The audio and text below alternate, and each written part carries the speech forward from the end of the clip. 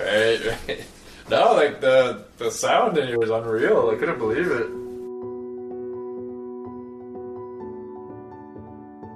During the growing season of 2023, as summer turned into fall, the Rural Roots to Climate Solutions podcast and Regeneration Canada were on the final leg of the Stories of Regeneration tour. After our months-long journey covering most of the prairies and most of central and eastern Canada, the Stories of Regeneration tour came to an end in Canada's two most western provinces around harvest time. And it was on this final leg of the tour in Cawston, British Columbia, the organic farming capital of Canada, I discovered the podcast recording studio of my dreams. And he was saying like there's no real echo because of the walls, I think. That makes sense, actually. Yeah, because when I first walked in here and I saw a big open room, like, we're screwed.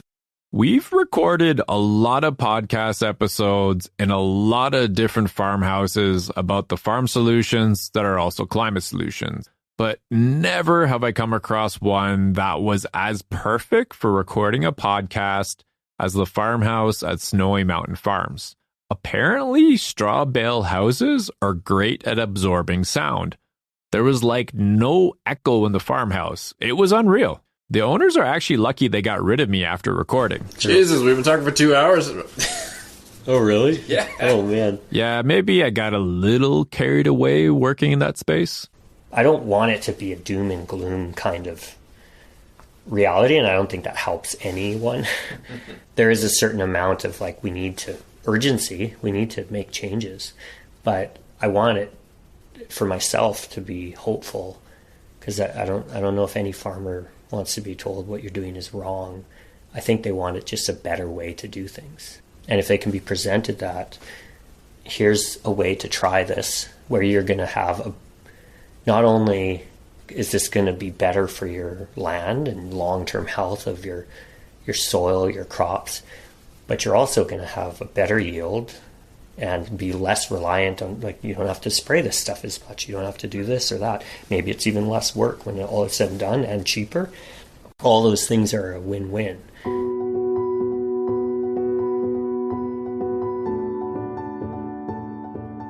Rural Roots to Climate Solutions, in partnership with Regeneration Canada, presents Stories of Regeneration, a podcast series exploring why we, as a society, need to get behind the farmers and ranchers who are regenerating the land, ecosystems, and local economies through their agriculture principles and practices. Farmers and ranchers who are striving for great things through regenerative agriculture. Part 6, Diversity is Resiliency, with Aaron Goddard of Snowy Mountain Farms in Cawston, British Columbia, October 16th, 2023.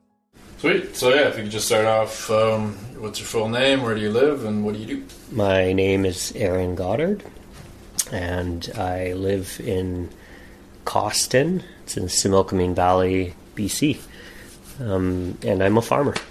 Okay. Many farmers have off-farm jobs. Are you one of the ones that have managed to avoid that, or have you also had to go down that road? I do have another job, quote unquote. I started a small winery with friends of ours, so okay, that's kind of like my other job. I was kind of shocked when I heard you had 70 different varieties of fruit here. I couldn't even name 20 different varieties of fruit if I tried. Mm-hmm. So yeah, if you could just give folks an idea of what you have going on here. Sure. Yeah. So this was all planted before we got here. The previous owners had planted it so that it could be, the focus was to sell it at farmers markets, so that every week you have a different set of varieties available. And so it's, kind of carefully planted so that certain varieties that ripen earlier are available earlier, and so on. We start our season out with cherries. We have a variety of cherries, and then it moves on to apricots. Then we have some peaches and plums. And then later in the season, we kind of start moving into pears, apples, quince. So there's really quite a variety even within each of those. We have probably, it's around 70 varieties total, and some of which I'm still trying to pinpoint and figure out, is this the variety I think it is? None of it was labeled when we got here. I'm Derek Leahy, host of the Rural Roots to Climate Solutions podcast. Now, wait a minute here. Aaron's a farmer, right? So shouldn't he know everything about everything when it comes to food?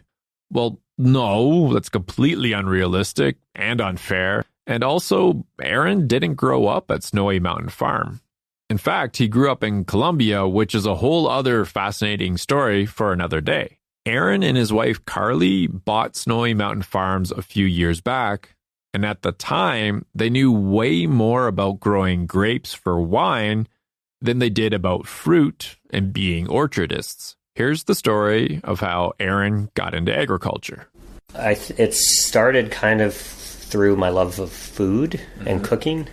When I was going to university, I was interested in cooking mostly. I was really kind of working in some restaurants, and that got me into wine. And when I graduated, I had a BFA, a Bachelor of Fine Arts, and philosophy, and knew that wasn't necessarily what I wanted to do as a profession. I was thinking way more about cooking, but not sure if that was really the kind of life that would be good for like a family life. Carly and I were starting to think about that, and I was definitely thinking more about wine those days, and I had worked many summers planting trees up north and loved working outside, working in nature. So that kind of led to a curiosity about maybe working in a vineyard. So we moved here to work at a vineyard here. We had an opportunity to work at a local winery here in Cawston. Okay. That's what brought us out here. And so it's kind of a little combination of interest in food, wine, and agriculture. Yeah. And that kind of set me off on this path, geeking out more and more about farming. I remember actually when we did that phone call, you said something really cool. It was almost like this nexus between... I think it was how you described agriculture too. It was like... Or maybe it was just for viticulture. It was like craftsmanship, food, and I forgot the third one. But I don't know if you can remember. I think it's something like, to me, agriculture, or wine actually, is this, it's kind of like at the intersection of agriculture and food and also craftsmanship. Like there's all these things, and that's what really drew me into wine. And so my background became more working in agriculture for the purpose of making wine, which is a little different than what I'm doing now, but still doing that a bit. But it's kind of broadened, become we have an orchard now, so there is a different focus, if you will. Forgot to talk about the other members of the farm. So I mentioned your wife Carly, and you've got 2 farmhands that are slowly growing, or 3 yes. maybe. I don't know. Yeah. So we Carly and I, and we got 2 little ones, 2 daughters, Gracie and Olive, that are 6 and 3. Keep us really busy. And we also got 3 employees that are just amazing. They are our farmhands, if you will, but they're so much more than that. They're like family to us, and a real integral part of the farm. Awesome. And your parents live close by too, or Carly's parents live close by? Right? Yes. Also an important part of the farm. They live on the farm, kind of. They're across the road, and we're the one main reason why we were able to do this. I mean, we didn't have enough money to buy the farm ourselves. We had sold the house we had, and my parents were retiring and looking to move somewhere near their kids and grandkids. And instead of buying a house somewhere else, they decided to help us buy this place and settled in here at the farm with us. So they've been a huge part of all of this happening too. It's kind of, it takes a village. So Believe it. Yeah. No, it's a really cool community you're building here. That's awesome. All of the agriculture producers we heard from in this series so far have been farmers and ranchers who were born into farming and ranching. There may have been a point or two in their youth where it didn't look like they'd take up the family business. All of them, as adults, wound up becoming agriculture producers. Aaron and Carly Goddard and Ontario agriculture producer Sue Shen are the only new farmers we interviewed for Stories of Regeneration. Well, maybe Dr. Rebecca Harbut of Kwantlen Polytechnic University in British Columbia would count as a new farmer as well. I just never really asked her if she saw herself as an agriculture producer. I think she's one, but I've also got a pretty broad definition of what an agriculture producer is. We'll hear from Rebecca and Sue Shen a little later in our series, or in what I call Book 3 of our series. Those people who get into farming or ranching later on in life, so they're not born into it, the people that we refer to as new farmers or ranchers, they face a whole slew of challenges when it comes to getting into agriculture. Aaron just highlighted one right there, and that's the absence of intergenerational knowledge. I was never a farm kid, and I didn't grow up on a farm myself. And I've always been kind of jealous of that foundational knowledge agriculture producers who grow up in agriculture have. I'm not saying it didn't take a lot of hard work to accumulate that knowledge. Having to weed the garden or bale hay when all the other kids have gone swimming probably feels like a pretty raw deal when you're like 12 years old. I've just always been envious of the knowledge that those producers have just from being around agriculture their entire life. There is a downside to that intergenerational knowledge. Often an agriculture producer is expected to carry on the traditions, ways of farming, and practices of the previous generation. It makes it just that much more difficult and challenging to transition to something like regenerative agriculture when part of the process is turning to a parent and saying, I'm not going to farm or ranch like you anymore. Obviously, you hope to God they're not going to take it personally. And honestly, I don't care what anybody says. I've never come across a profession that's as much a job as it is a lifestyle as being a farmer or rancher is. Honestly, the only other professions that come close to it are probably being a monk or a nun. For new farmers and ranchers, on the other hand, they've got a bit more wiggle room when it comes to trying new things like regenerative agriculture, because some of those social pressures to farm or ranch in a certain way, some of which we've talked about in this series, they're just not there. In fact, if you look at some of the surveys on new farmers and ranchers, they get into agriculture because they want to help address climate change. They want to help address biodiversity collapse, or they want to feed their communities nutritious and delicious food. And quite often, it's all of the above. Dana Penrice, who's an advisor to Rural Roots to Climate Solutions and one of the superstars of Young Agrarians, me and her had a really good chat in episode 39 and 41. It was that good, we needed to do a two-parter. We had a great chat about how new farmers themselves are actually a climate solution.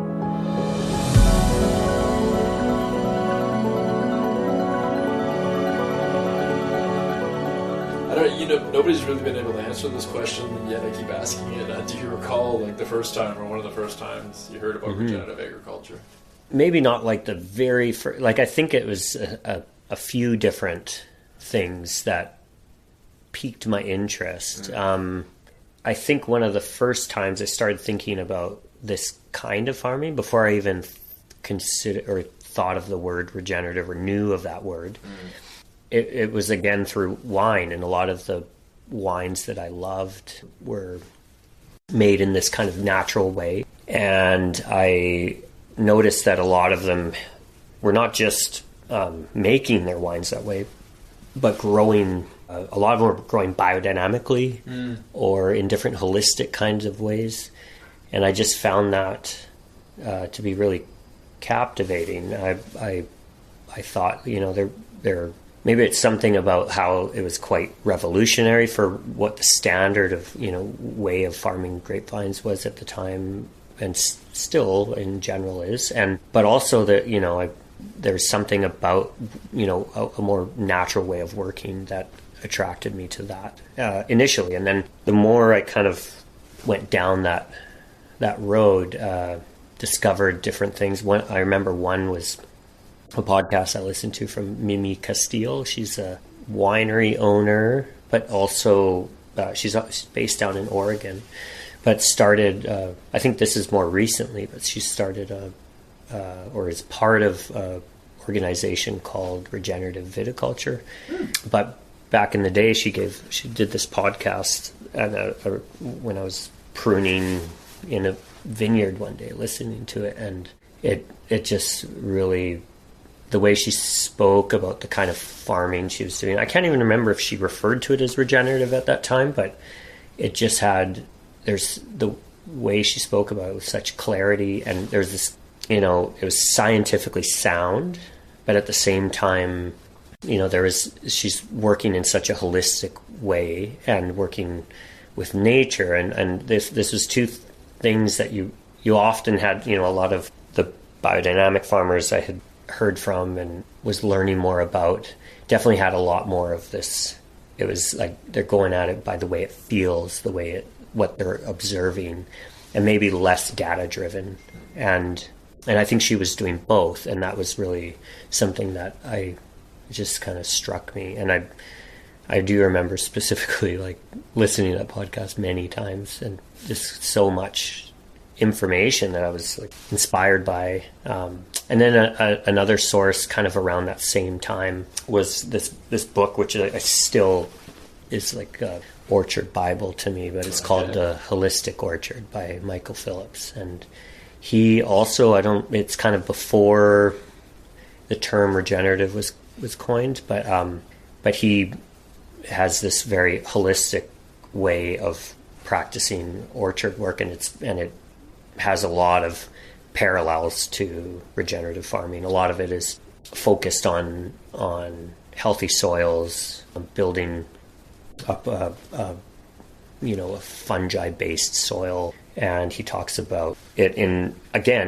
this way where he's done a lot of his own research and has a lot of data on specifically on his farm, but he's also got lots of research he put in, and at the time it probably was quite revolutionary, but now it's starting to become a lot more accepted.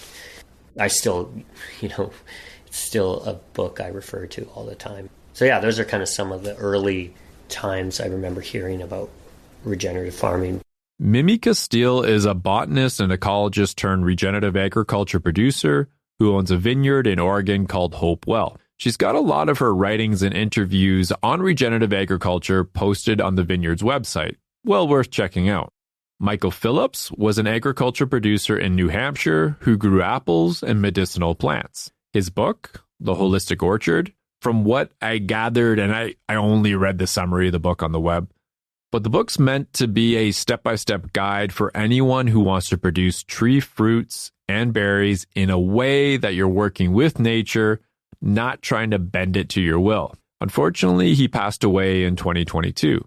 The soil food web is a reference to all the living things that spend time living in soil. We talked about that vast soil microbial community in part 3 of Stories of Regeneration with Ontario agriculture producer Blake Vince. The soil food web is that plus the stuff you don't need a microscope to see, so plants, badgers, so on and so forth. The Soil Food Web School is based on the work of soil biologist Dr. Elaine Ingham. The school provides courses and learning materials for farmers and ranchers, and just about anybody who has a slight interest in soil.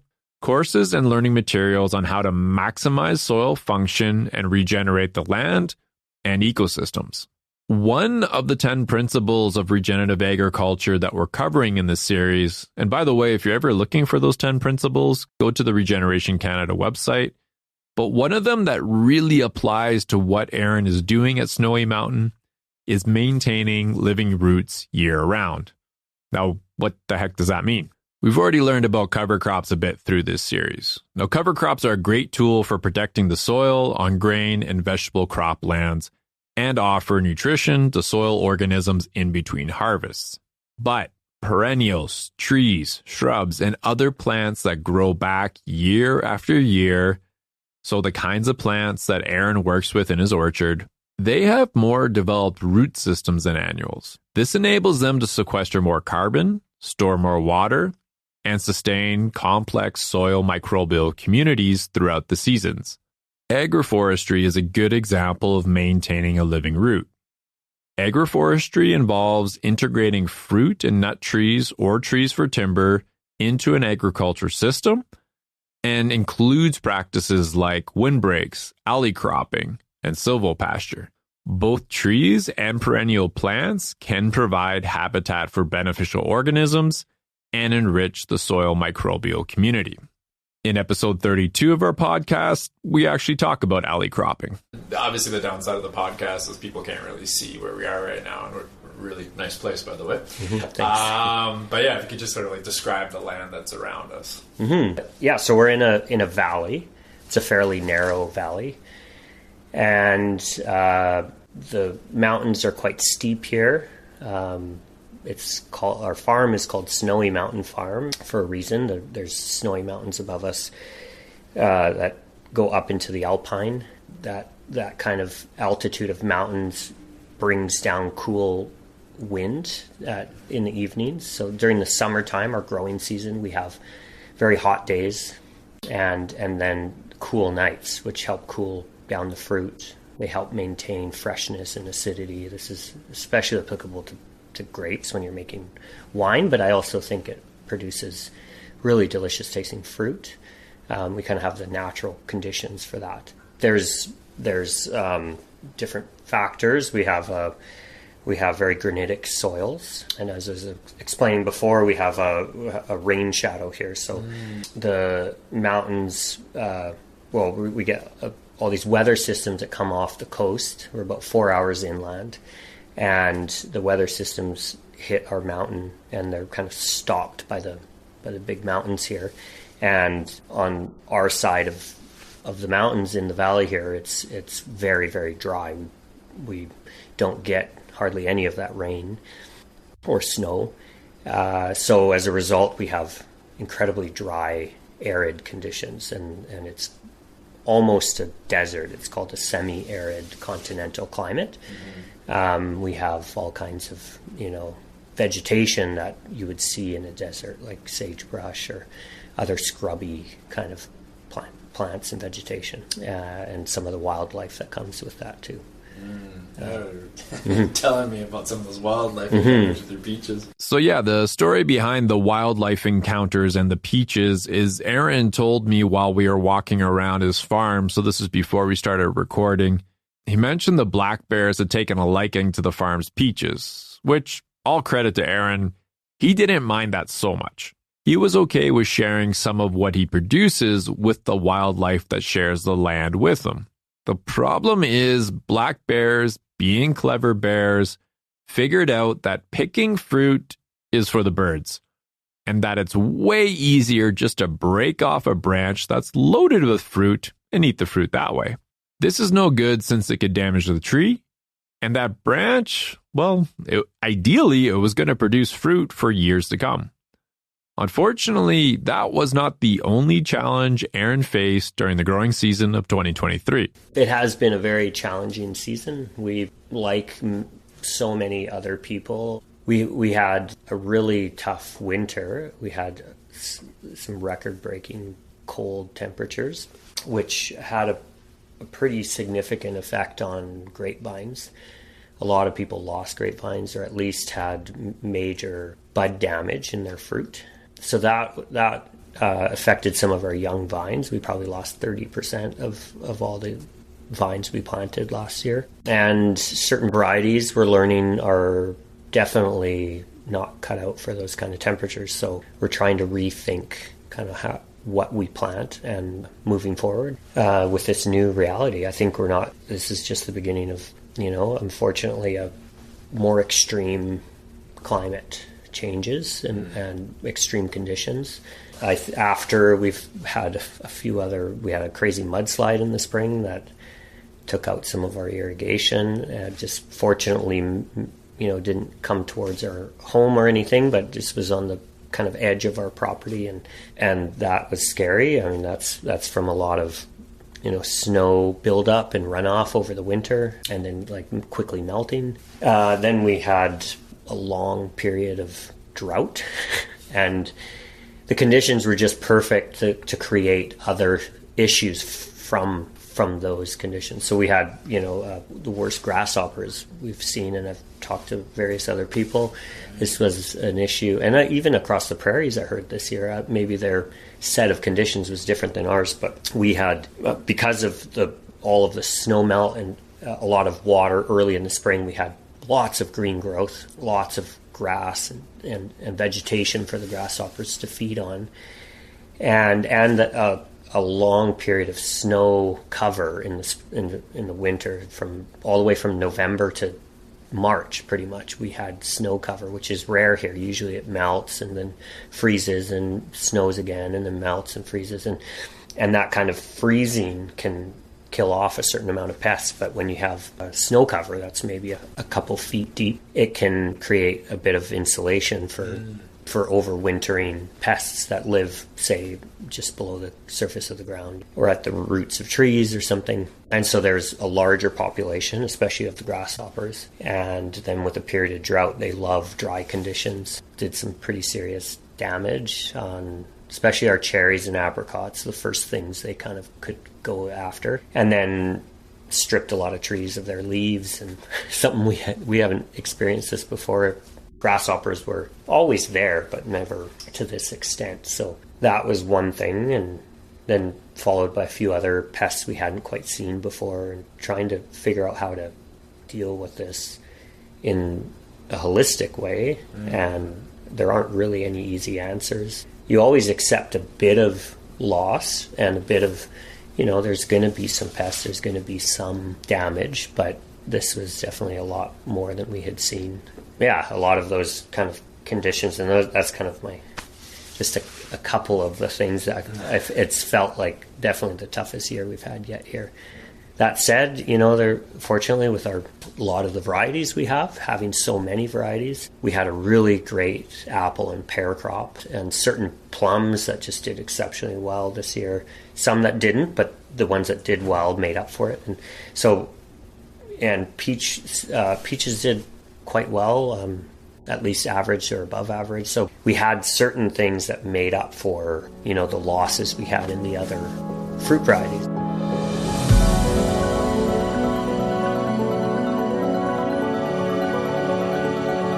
Diversity is obviously a big piece of the story here, and we kind of touched on that a little bit, like how diversity helped out this year. The fact that like you didn't just have gala apples, for example, meant like some stuff did well, some stuff didn't, and like diversity is very tied into resilience. So like beyond that specific example, like why does diversity help out with resilience? So there was like some economic resilience there, but obviously finances in economy is very important, but it's also just one part of the farm too. Yeah, it's probably multi-layered answer to that, but as far as like the farm diversity goes, like that's one of the things that drew us to this farm in the first place. And I guess coming from a belief that nature is resilient because of the diversity you find in nature. There's so many varieties, say in a forest, of all the different kinds of vegetation and plants that all play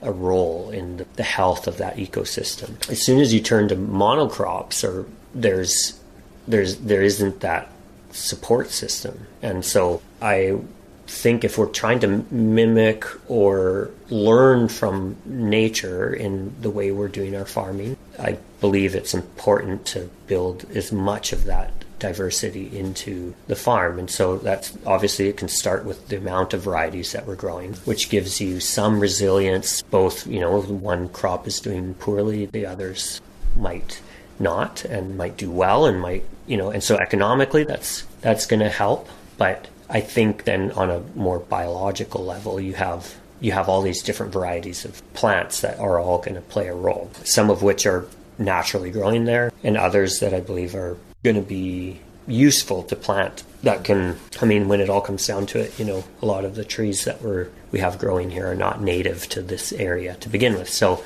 it's not about creating necessarily a system that is as natural to what this used to be here, although you can learn from that and hopefully try and grow whatever is naturally able to grow here the best. But sometimes I'm not opposed to growing things that are not necessarily native here, but can grow well here. I guess that ties into our, what cover crops, and that's a big part of the diversity we're trying to build here. I have, various cover crops that we've been planting here. I mentioned, comfrey. It's deep rooted. It accesses nutrients like calcium, potassium, can provide really great ground cover. It's an incredible source of carbon. It's great, attracts beneficials.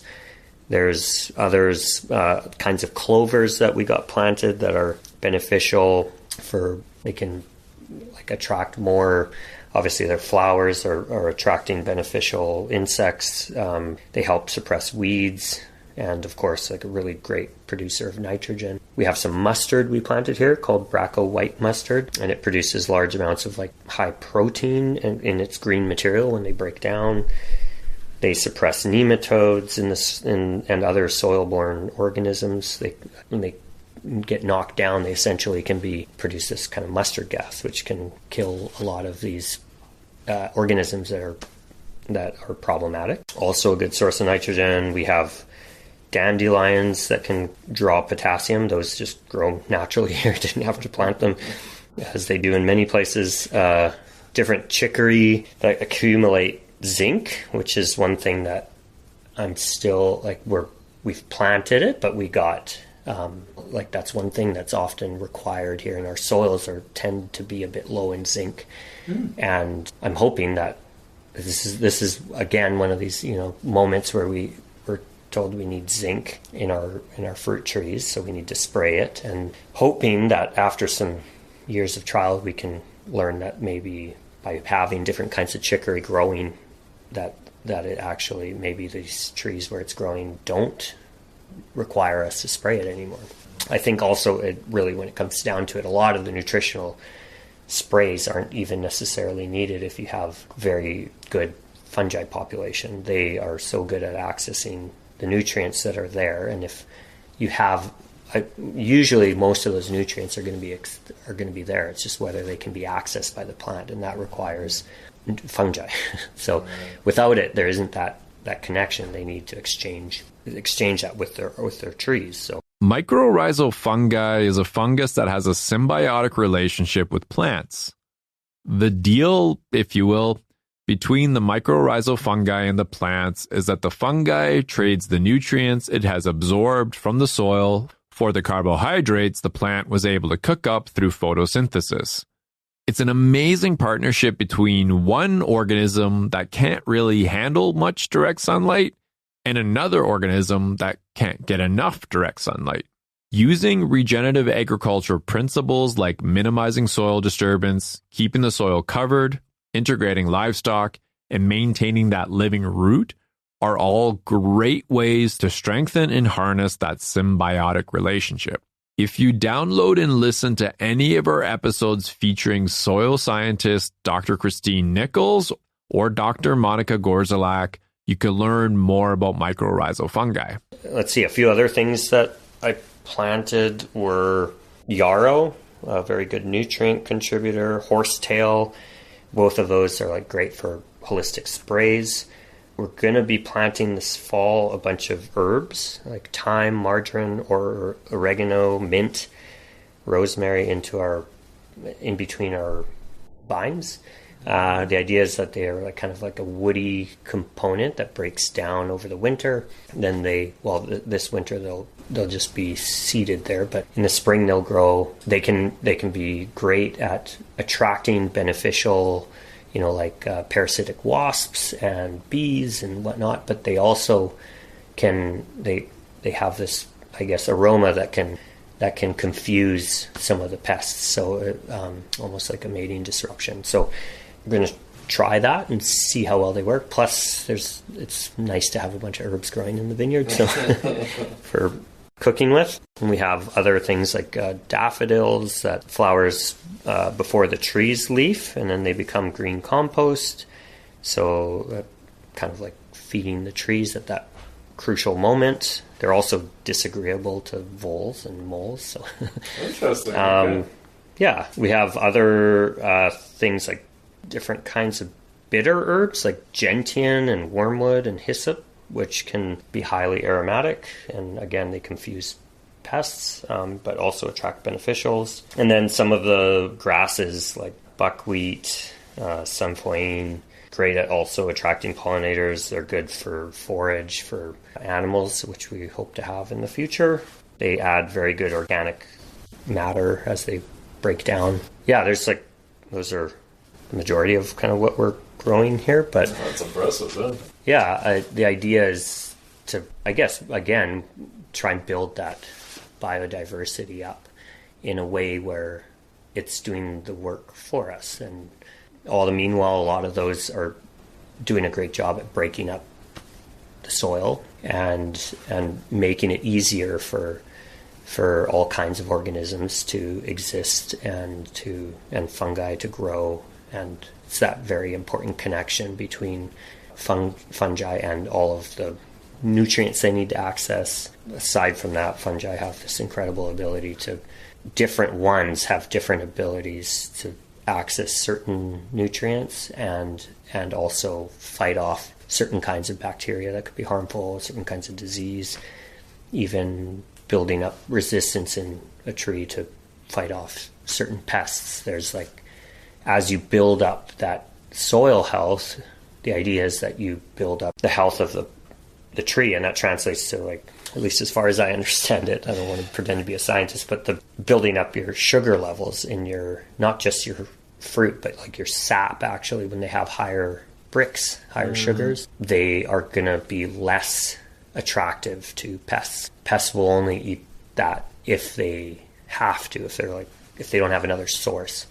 So if they were to chew on very high sugared plant material, and there's this, at least I don't know if it happens with all pests, but like grasshoppers, for example, is one way we're looking at like how to just deal with that. Is like the healthier your plants are, the higher bricks levels you got, the more, not only will they not go for it, but if they have to, their digestive system can't handle it, and it essentially ferments in them, and then they die. So it's this interesting thing I didn't even think about, but this connection between, like, I saw it this spring when I see all the grasshopper damage. There's certain trees that got hit harder than others, and right next to, there'll be one tree that's completely untouched, and one right next to it that the leaves are totally stripped. And now understanding this, it's obvious that, like, oh, that tree had a nutrient deficiency, or even just like it's not as healthy,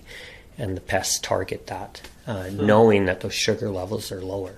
So one thing to really even just be able to test this and understand it is by testing the sap analysis more. And that's like another step in the equation here, is being able to, if we can test that, and then of course you're going to need years of data to really understand it, but I think it can be pretty obvious right from the get-go if you have a tree that has higher bricks levels in the sap next to one that doesn't, and that one got hit. You can put two and two together, I guess, but right now it's more theoretical, but that's kind of how we're looking at it. Yeah. I just find it so interesting that the elevated sugar levels is deterrent, because I think for like human beings it's the exact opposite. It's the opposite, yeah. Although it's also not very good for us, so I kind of understand that. Yeah, no, it's true. And I mean, I think like nature's way of, like, the sweeter the fruit is, the more the birds are going to want to eat it, the bears are going to want to eat it, and then they drop those seeds elsewhere, and then that's the way the tree continues to self-propagate. But you know, it's not necessarily the way that pests look at they're targeting lower sugar in the sap. So in theory, if all the plants in our orchard were having a much higher sugar levels and really, really healthy, there's very little that would want to attack it. That's in theory, but it's never going to be a perfect thing. There's going to be plants that, from one tree to another, you're going to have a slightly different situation under the ground, in the soil, and even above ground. So it's something you have to constantly be paying attention to. And yeah, I don't think it'll ever be, nature is never going to always, be, you're going to have an orchard that's going to be perfectly the same. That's the whole point of diversity. So yeah, totally. You have to accept some kind of, you're going to have some pests, some disease that it coexists there, as long as that can be kept in check with the whole system. So by this point, you're probably seeing how cranking up the diversity on a farm or ranch can help out with resilience. Just like a company, a hospital, or even a professional sports team, in an agriculture system, there are a diversity of tasks and a diversity of roles that require individuals with a diversity of skill sets in order to achieve goals. And you want to keep these individuals, from the smallest microbe to the biggest bull, happy and healthy so they can perform these tasks and roles. Brix, which is spelled B-R-I-X, Brix values are a way to measure the percentage of sucrose, a sugar, in a given crop. It's pretty handy when it comes to fruit, but its application isn't just in fruit. It's an indicator of crop quality and health. Sap testing is testing the sap of a plant to measure the nutrients that are available to that plant via the soil. Soil tests can also let you know what nutrients are in the soil, but sap tests let you know what the plant is actually able to take in and consume. If there's a disconnect between what is in the soil and what the plant is able to take in, it could be an indication that nutrient exchange between the mycorrhizal fungi and the plant is malfunctioning somehow and probably needs to be addressed. I guess if you want to put it another way, you could compare it to something like food insecurity. Just because we've got grocery stores all over the place, it doesn't mean everyone has access to everything that's in those grocery stores. We'll be going well down the rabbit hole of tests in agriculture for quality, nutrition, and health when we get to our episode with Craig Cameron and Peter Denwoodson of Peony Farms in Lacombe, Alberta, later in the episode. And Peter, I'm pretty sure I butchered your last name again, and I do apologize for that.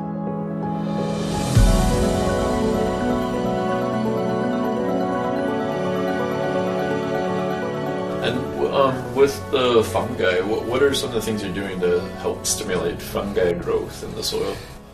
Well, I think the cover crops are obviously one of the major ways, both the living roots that are there, constantly trying to keep living roots in the soil, but then as that breaks down, it becomes food for the fungi.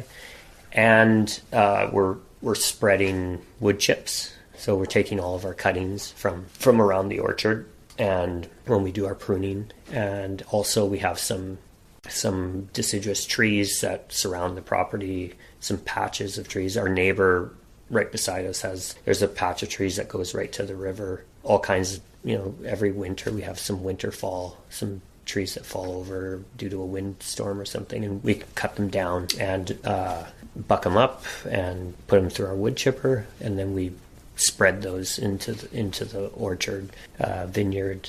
And the idea is that they break down and become food for the fungi.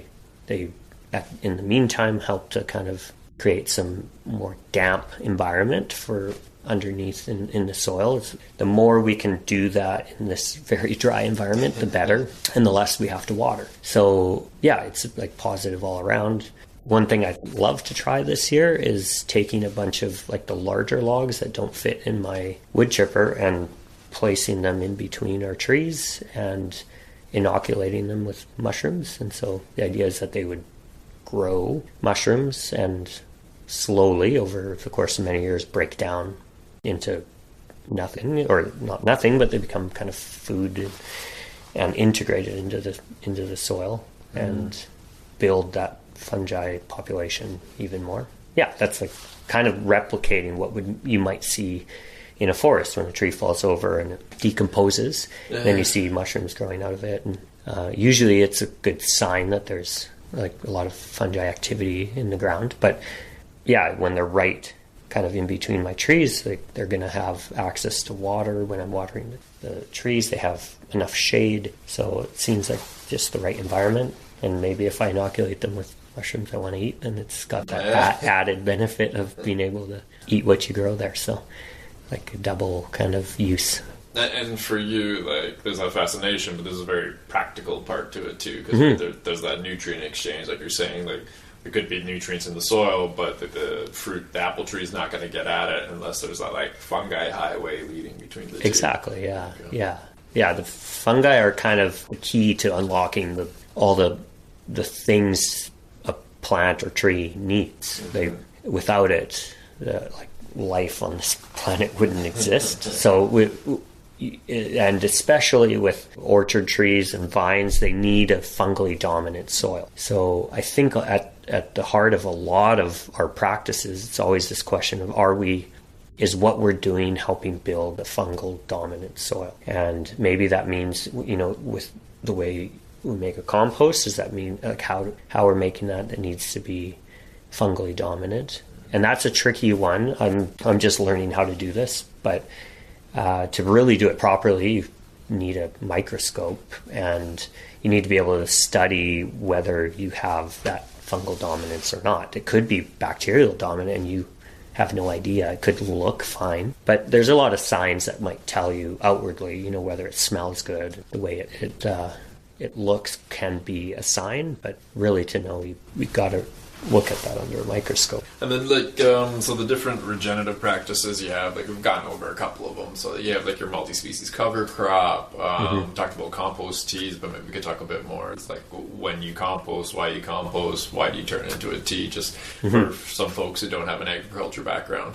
The piles I'm working on have, they're mostly wood chips mixed in with a little bit of manure, which we get locally here. If we have sheep one day, they would just come from that.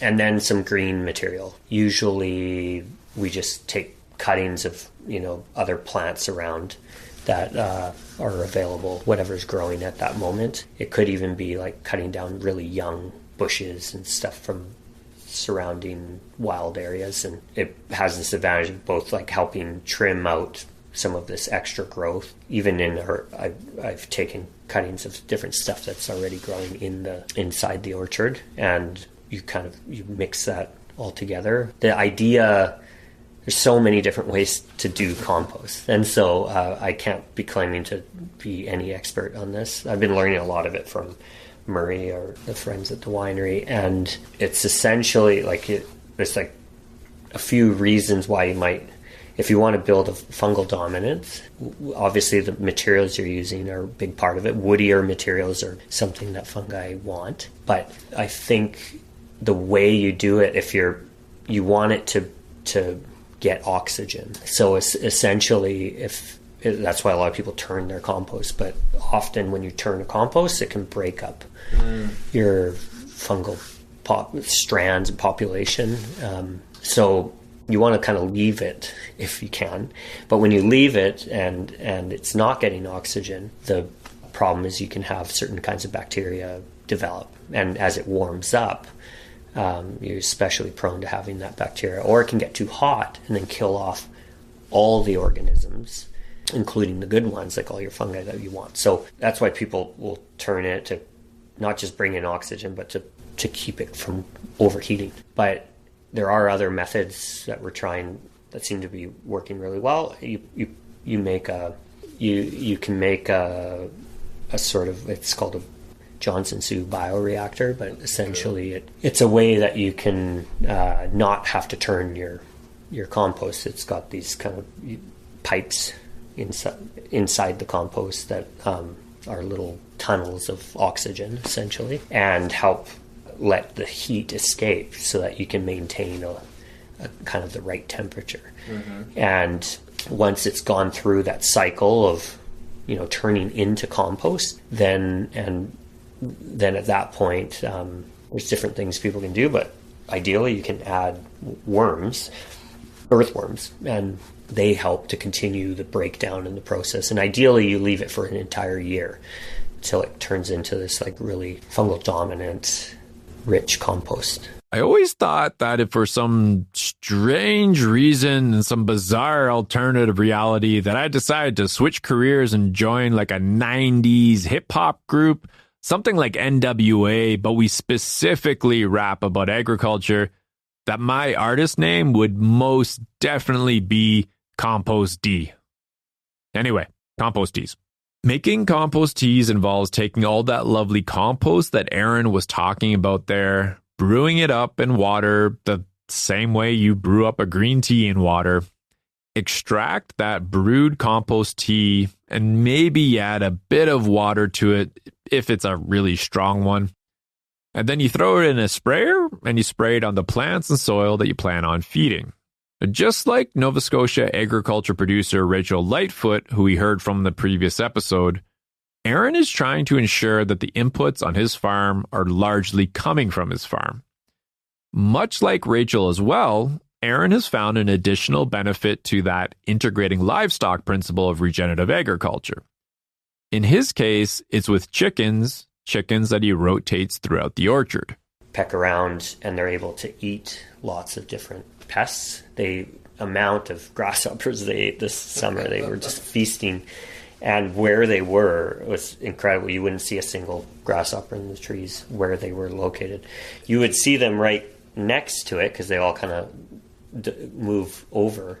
But they're constantly like patrolling the edge of where the fence is and getting them, or as they drop off the trees or something, they're going after them, and they're very effective at it.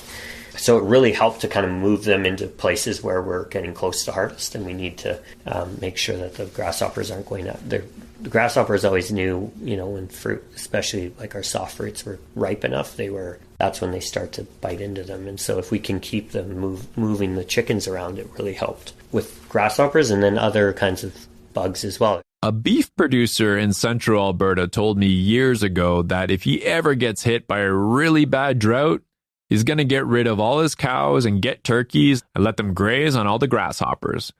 He was joking, obviously, but after hearing a story like that from Aaron, you kind of see how someone would get an idea like that. Next, I asked Aaron what are some of the bigger challenges he faces as an agriculture producer. He does a really great job of highlighting all the factors that impact agriculture production, factors that are completely out of the control of an agriculture producer.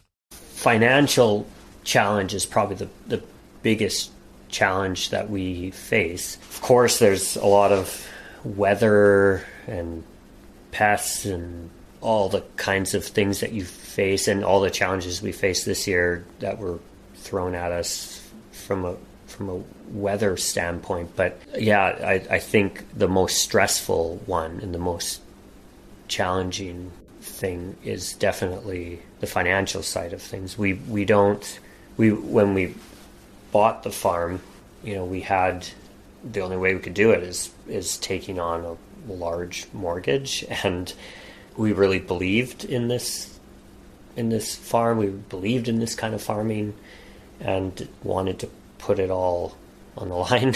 And I've always been the kind of person that feels like if you work hard enough at it, you can make it happen. That belief has definitely been challenged and shook a lot since we moved here. It feels sometimes like no matter how hard I'm working, there's certain things that are completely out of your control, like we mentioned, the weather and whatnot. But financially even, we had, with the rising inflation and interest rates that just like tripled in 1 year, we couldn't afford to get a fixed rate mortgage when we moved here. So it was a flexible, like a variable one, and that just like hit us so hard. Our mortgage went up like $35,000 for a year, and that's just any bit of margin we had was just disappeared.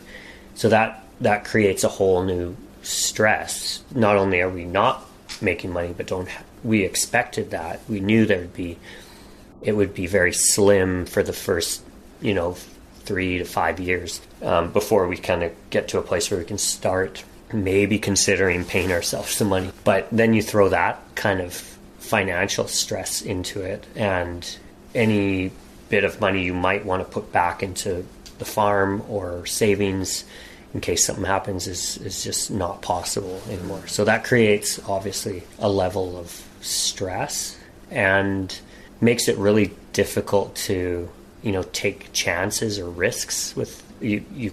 You're definitely questioning what happens if you see an issue with a pest, or like we had this year with whether it was codling moth or any grasshoppers, and you begin to wonder if we're going to lose a certain amount of crop this year, then that could mean we can't pay for our mortgage, we can't pay for all the, and it not only is stressful, but it makes you question whether or not, like, why are we doing this?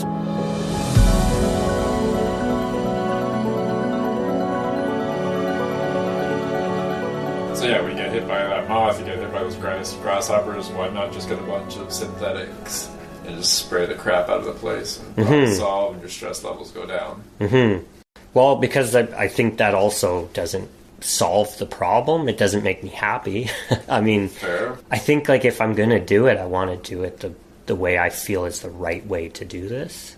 I think more the question is like, I guess, do we quit, Like, that's always the thing we grapple with, like when we don't want to just quit when the going gets tough, but there is when it's extremely tough and challenging everything and you don't want it to get so far down the road that it's too late to make changes, right? So that's more the challenge. It's not so much that would I change the way we're farming, because I don't even know if that really, I don't really believe that spraying a bunch of chemicals is necessarily going to be any better in the end. I don't know if that would necessarily solve many of the problems we're facing, and definitely not the financial side of things. I mean, that's like what it is. I can't change really the fact that Canada is going through a recession now. That just happens to be what we're currently all going through. And it affects different people in different ways. But yeah, I mean, I think we chose to do regenerative farming because, I mean, like, yeah, there's like a moral obligation both to the land and the environment. We care about that, but it's more than that. It's wanting to be able to pass along the land we're working down to future generations and in a better place than how we got it, and for it to be flourishing. And I feel like the trend that we're heading in general is that the lands are constantly getting more and more abused and losing some of they're essentially going to waste. And how do we as farmers grapple with, like, what are we leaving our children? Like, I want to leave something that I'm proud to leave, and that's healthier and flourishing. So that, yeah, I mean, that's one major reason why we choose every day to do this kind of farming. And maybe there's like a little part of me that always wants to take the road less taken. That's just more of my own personal, like, I can't help but be drawn to that. You can kind of see the dilemma for a farmer or rancher looking to transition to regenerative agriculture.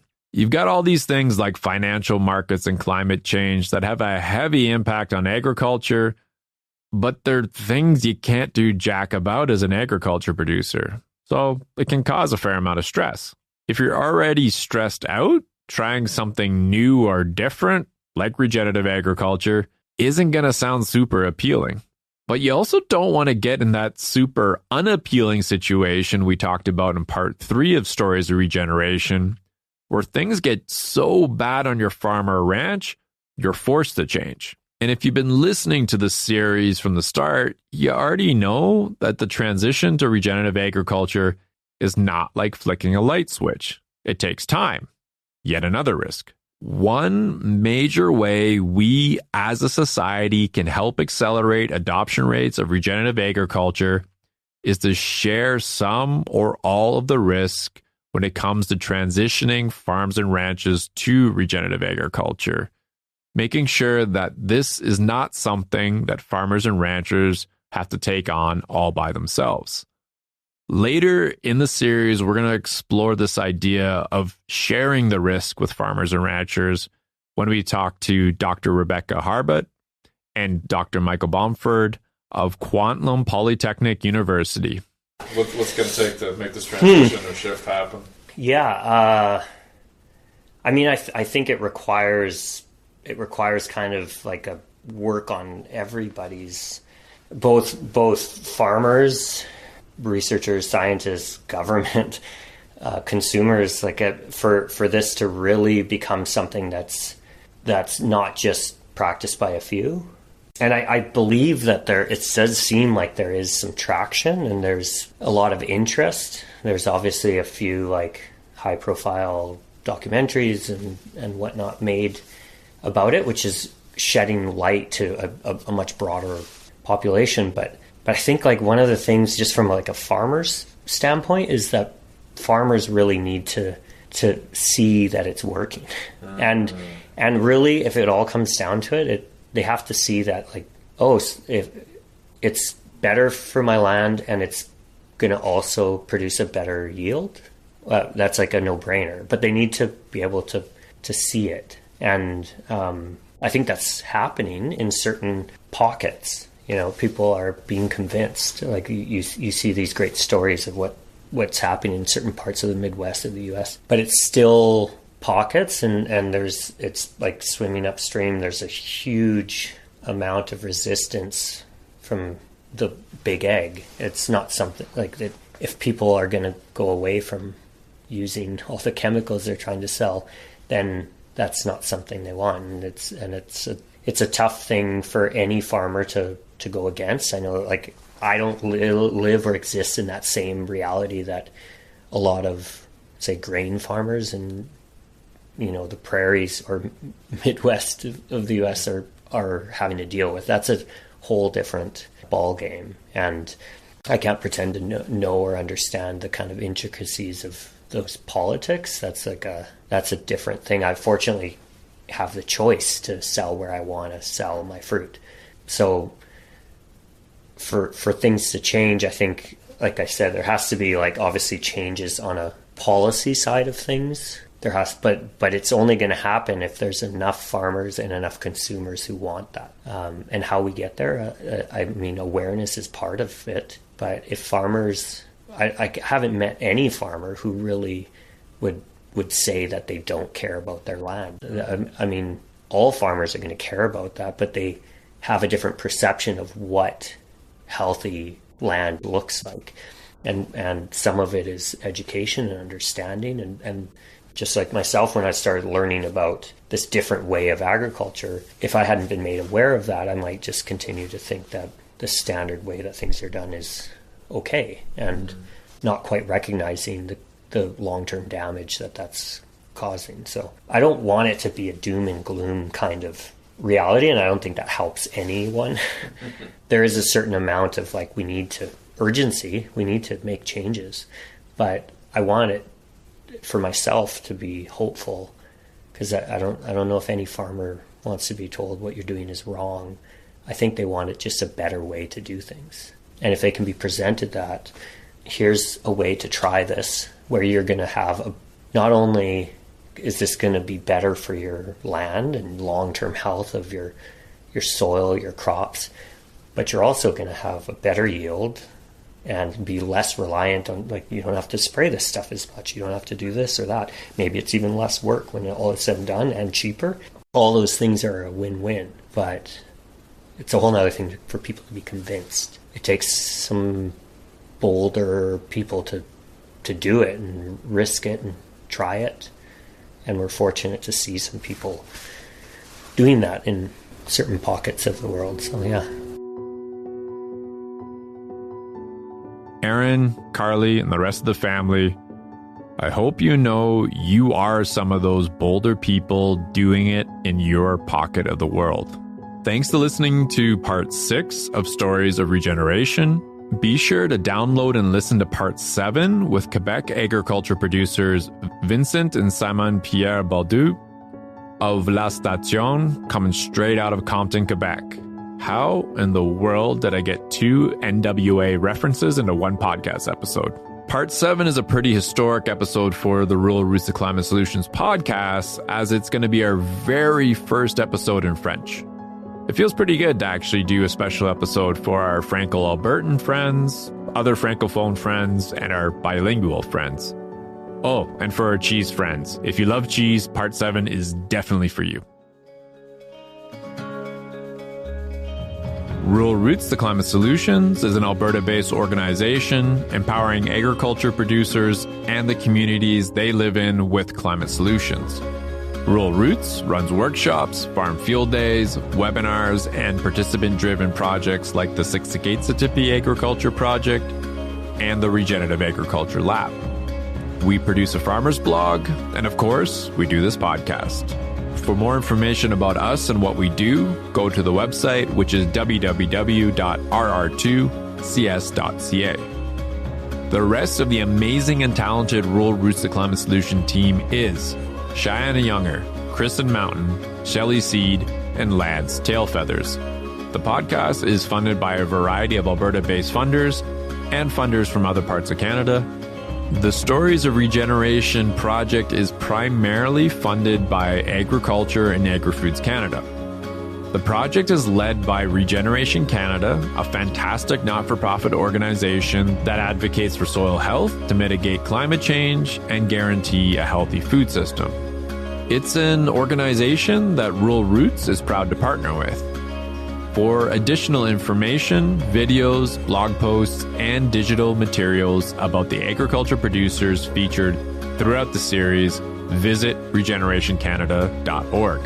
And a big shout out to Antonia, Sarah, Ali, Paige, and Genevieve from the Regeneration Canada team, and Jean-Marc, Phil, and Obed from the film crew, who all worked tirelessly to bring this project to life.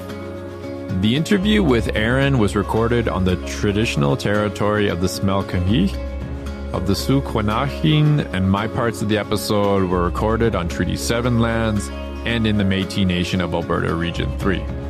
Happy farming wherever you are in the world, and remember, what's good for the farm is usually good for the climate.